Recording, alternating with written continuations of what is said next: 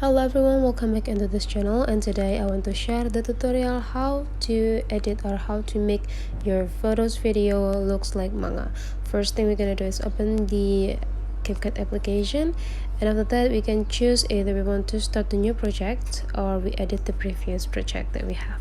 Okay, for me I want to edit the previous project here, and after that make sure that the project that you have is not a video but it's a photo that you make as video.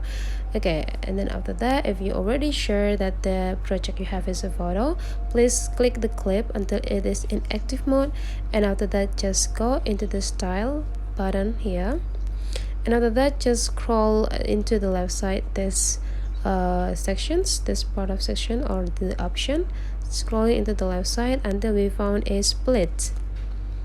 This, click it, and then after that you will see there is a manga, and then you just need to click it and wait until this effect like 100% applied into this picture.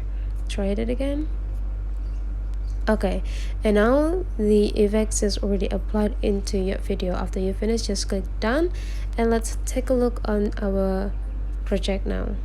Okay, now it looks like a manga.